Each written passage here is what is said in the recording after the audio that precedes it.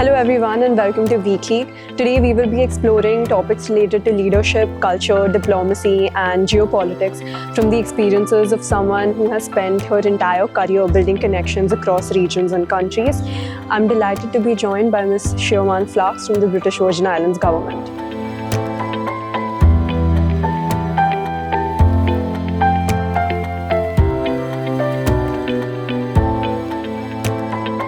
Welcome, Ms. Flux, to Weekly. And for those who may be meeting you for the first time or getting to know you for the first time, could you please tell us about your journey and what first sparked your interest in this field? Sure. Thank you, Sharvi. Thank you for having me.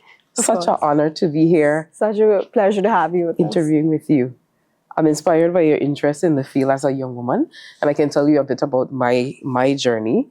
Of course, I started all the way in the British Virgin Islands in the public service there, and I've become very interested in that period in global affairs and what it would mean to move away from small BVI into the global stage. So it's always been a big interest for me, and I moved from our public service at home over to our London office for the British Virgin Islands government in more of an administrative capacity. But as I saw all the work that the BVI government was doing in London as a small country on a big stage, I said, this could be, I can be good at this. Let me explore a bit. So I moved from a purely administrative role and worked my way up, and I had a chance to do my master's degree in diplomacy and foreign affairs and statecraft.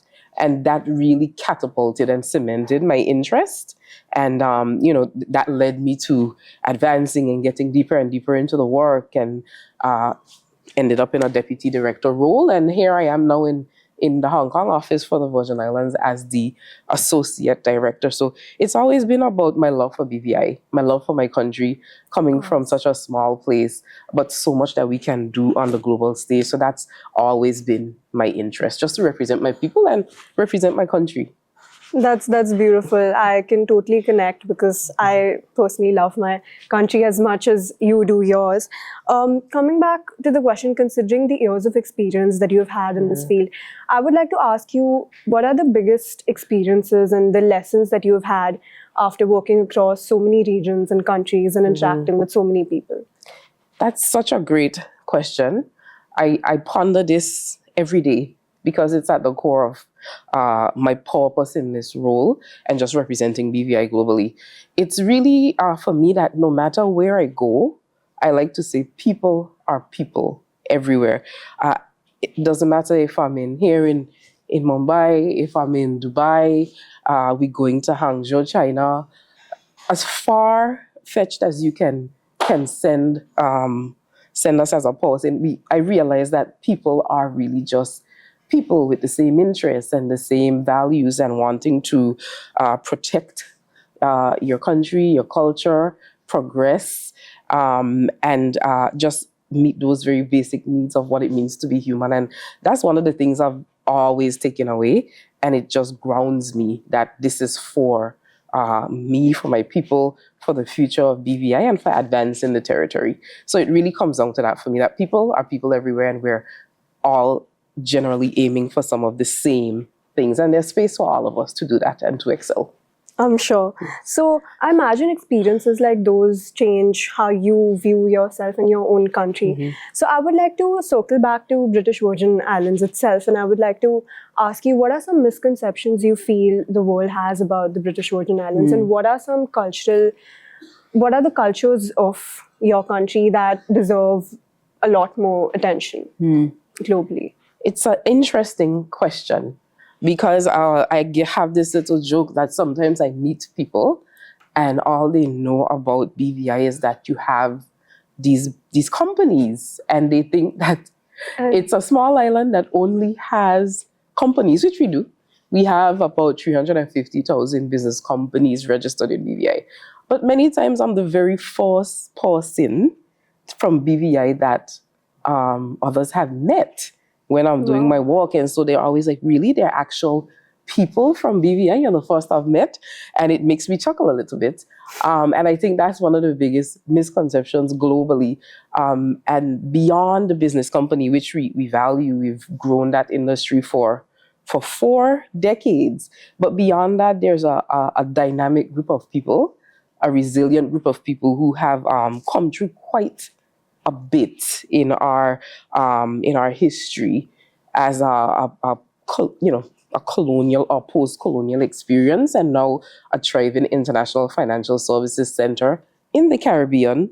But we're still a British territory, but we're very close to the United States. So a very dynamic group of people that have been shaped by so many things. And I think that's one of the misconceptions I'd like to change. That we have a society, a thriving society there beyond global business. And I think that's very, very important for persons to know. Yes. Of course. So on that same theme, how do you preserve the unique identity of the British Virgin Islands in a highly globalized world? Through what ways? Because as you just said, many people tend to only associate the British Virgin Islands with maybe the finance sector or tourism. So what would you tell these individuals? Yes, so our culture is it's a unique and an interesting one based on some of the things I told you just prior.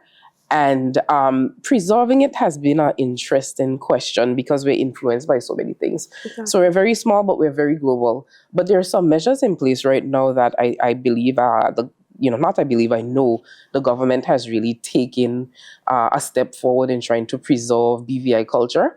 It's somewhat of a new culture because coming out of the slavery period, you have to then define what that culture is, and that's not unique to BVI. That's like across the entire Caribbean. So I would say over the past 100 years, we've started to define what BVI culture is. If I can give you an example, for instance, my mother, I hope if she sees this, she doesn't mind me sharing her age, but she's now a senior, and when she talks to me about where we've come from, she knew when the first lights, like electricity, went on in her village, and this isn't that long ago. So we've been shaped quite recently with this mix of many cultures from the Caribbean, from even the US, because all we've had is US TV. We have African descent, so there's a bit of that, and we're British constitutionally. So through that, we've defined a unique culture. And we've now started to do things like have a national song. There's policies in place within the past 10 years, national song, national dress, our national food, which is fish and fungi, which, Ms. Shavi, you'll have to come to BVI to try it. So we've had to take government policies coupled with just our practices over the years as a melting pot to define what BVI culture is. Can we do more? I personally think yes. I think that BVI culture and history should be mandatory at a secondary school level. And I think more events, more literature, more of what you're doing, more young people talking about BVI culture. I think there's space for that. But I'm seeing a lot more activity in that area now, so I'm really pleased, and I might have to take inspiration from you and have some BVI young people do some of the things that you're doing as well to keep that culture moving along. Yes. Yeah, definitely. Thank you so much. Considering the years of experience you've had, you've been in this field for over a decade now. I would like to ask you, what are some unique challenges you faced as a woman in this industry? Because, considering our society where opportunities are often taken away solely on the basis of gender and not on the basis of personal potential, what were these challenges and how did you navigate through them? Sure. As a woman in this field, it's a question many people have to toil with. Yeah. A lot of it, for me, the challenges will be practical. It's down to balancing your family life with this type of work. It requires a lot and a lot of sacrifice. And, you may be moved from country to country every few years. How do you do that if you want to have a family? How do you step into a room as well that's mainly males in the political space, in international relations space, navigating that? And then there's, some of the things that you and I might like. What do I, what do you wear? The men get away with wearing one blue suit to every event Yeah. and changing their tie, but women have to present. Go through. You know, it's the nature of things, and we can't deny that's a part of it. That the way you present yourself as a woman matters. So there are more small practical things that we need to think about. But I will tell you, I've been helped a lot by, there were some groups that I became very involved in London. One of them was Women in Diplomacy, speaking on these very specific issues. And I think being in those spaces really helps you to get networking and tips and tricks from other women to understand what it takes to be successful in this field. So there is support. And that Women in Diplomacy group is actually where I got my full scholarship to do my Wow. master's. So I think there's a lot that can support us. But I still see it as, no matter whether you're a man or a woman, the role is the role, and you're representing your country, and that just doesn't change. That doesn't vary across gender at all. So Definitely. So my peers, I can personally relate to it. I'm really interested in this field, and a lot of my peers are too. So I would like to ask you, what is the one tip that you would give to students who are aspiring to be into these leadership roles, and how can they sustain such a career? What are the skills they need to have to be able to being able to be successful in such a field? I believe refining some of the softer skills certainly helps.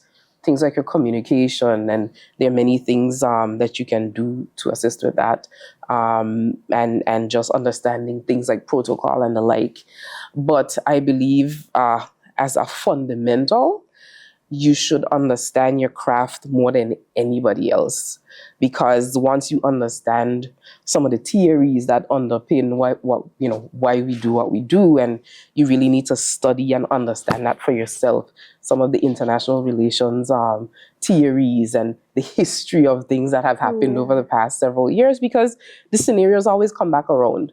So even if it's a new issue, you can fit it into an old framework. Understanding that, you're limitless. You need to really understand so you can strategize when new issues come up, and nobody can take that from you.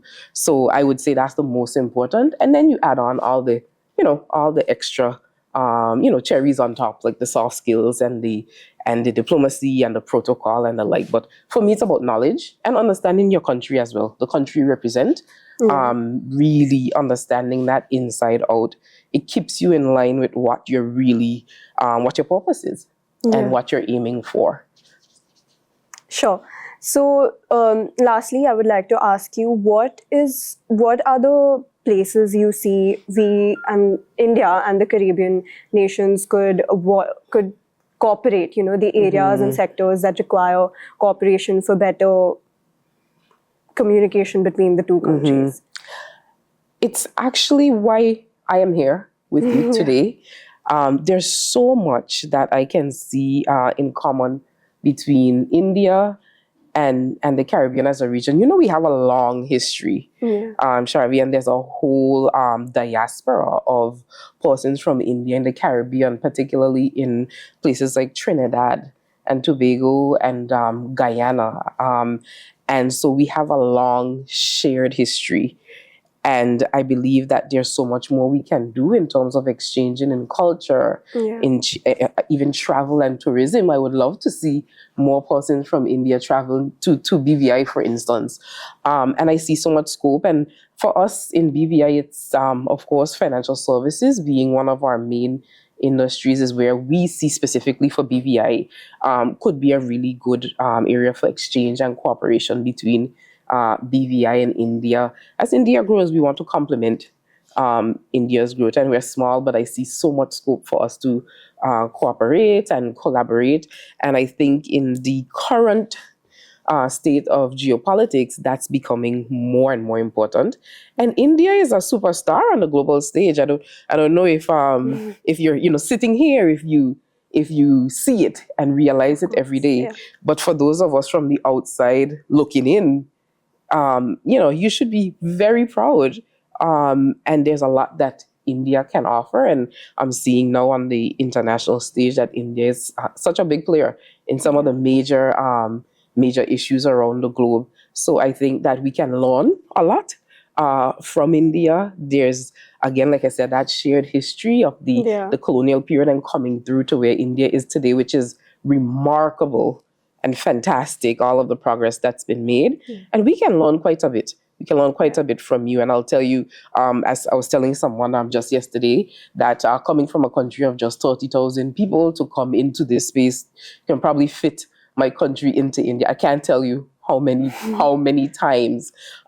It's always a big eye opener for me. And like I was saying in the beginning, no matter how you turn it, no matter how you shift it, people are people. So we can all learn from each other. And I really can't wait to see the journey of India continue. And BVI, of course, we cheer you on and we want to be a part of that. And I hope that in my interactions with you, for instance, and others, we can see that coming together as a people. Yes. Definitely.